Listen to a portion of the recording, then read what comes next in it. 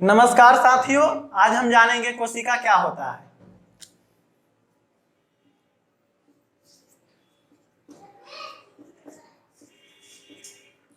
कोशिका को इंग्लिश में सेल कहते हैं। कोशिका जीवन की रचनात्मक एवं क्रियात्मक इकाई होती है। सर्वप्रथम कोशिका की खोज रॉबर्ट हुक ने किया था।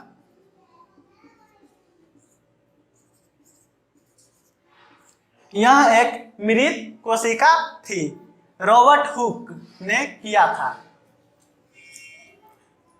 उसके बाद एक दूसरे वैज्ञानिक आए जिन्होंने जीवित कोशिका की खोज की,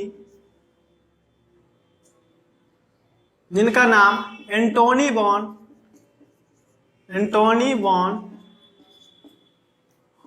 हॉक था। एक तीसरे वैज्ञानिक आए जिन्होंने कोशिका सिद्धांत दिया, जिनका नाम था स्लाइडेन और स्वान।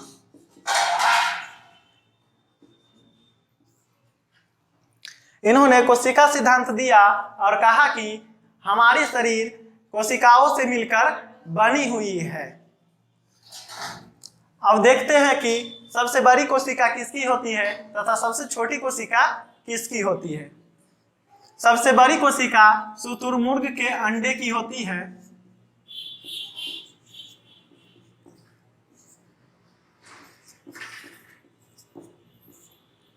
तथा सबसे छोटी कोशिका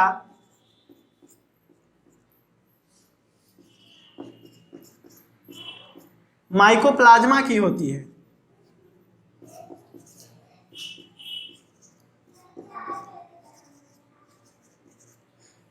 माइकोप्लाज्मा खुद श्वसन नहीं करता है, इसलिए अगर यह किसी व्यक्ति के शरीर में चला जाता है तो वह व्यक्ति को भी सांस लेने में कठिनाई होती है। अब हम देखते हैं कि मानव में सबसे बड़ी कोशिका कौन सी होती है तथा सबसे छोटी कोशिका कौन सी होती है।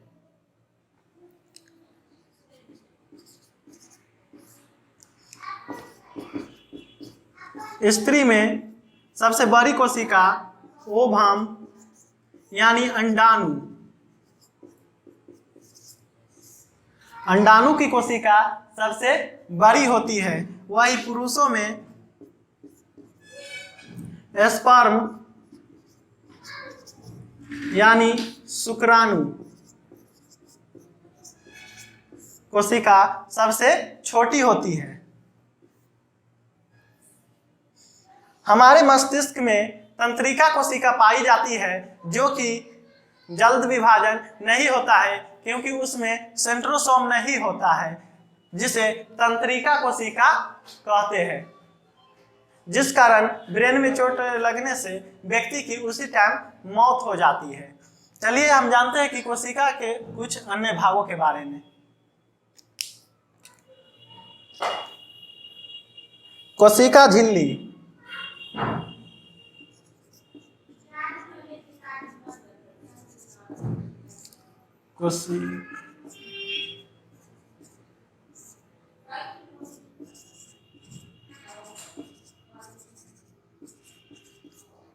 मेम्ब्रेन।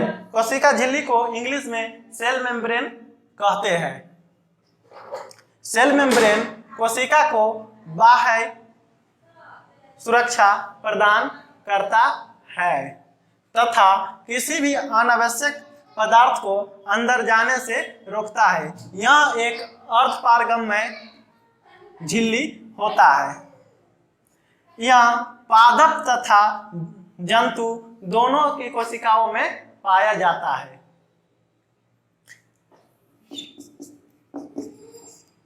कोशिका भित्ति।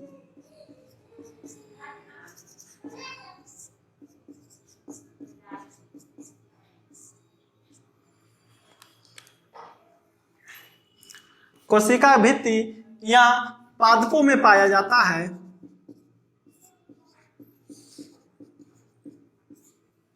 यह पादपों में पाया जाता है तथा पादपों को बाहरी सुरक्षा प्रदान करता है, क्योंकि उसे देखने या बचाने के लिए कोई नहीं रहता है, इसलिए यह सिर्फ पादप को बाहर सुरक्षा ही प्रदान कर देगा। आगे हम देखते हैं माइटोकॉन्ड्रिया।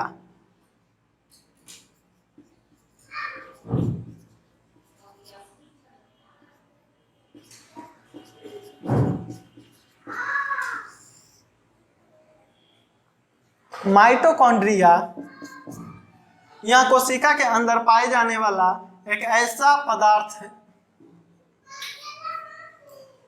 यह कोशिका के अंदर पाए जाने वाला एक ऐसा अंग है जहां ऑक्सीश्वासन होता है तथा क्रेब्स चक्र चलता है, जिसके दौरान हमारे कोशिका को ऊर्जा मिलता है तथा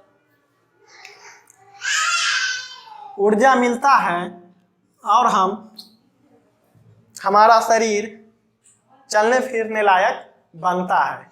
इसी कारण इसे कोशिका का पावर हाउस कहते हैं।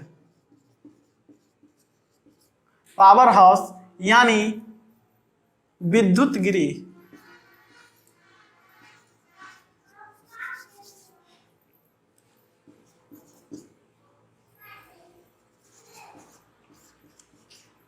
विद्युत गृह कहते हैं।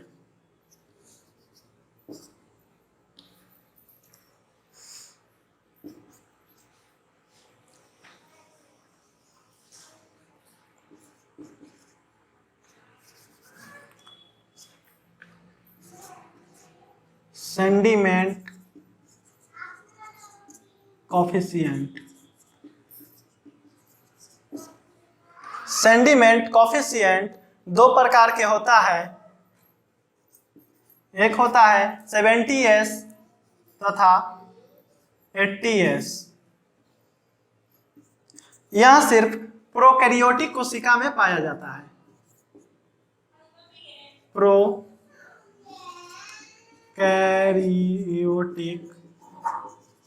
प्रोकैरियोटिक का मतलब होता है जिसे हम नंगी आंखों से नहीं देख सकते हैं, यानी कि वह इतनी छोटा होता है कि हम उसे प्रत्यक्ष रूप में नहीं देख सकते हैं।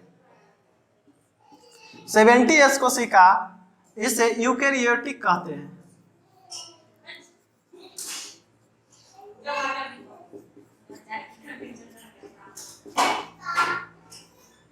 यूकैरियोटिक यह थोड़ा सा विकसित होता है तथा यह इसे हम देख सकते हैं, जैसे मानव पेड़ पौधे में यह पाया जाता है।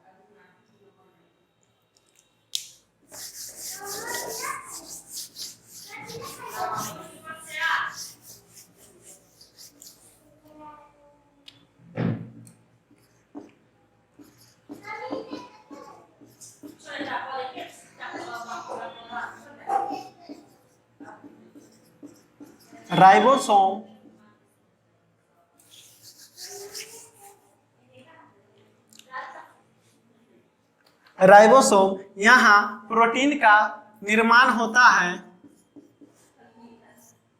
इसलिए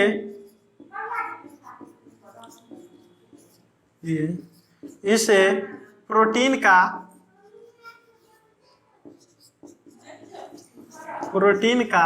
फैक्ट्री कहते हैं।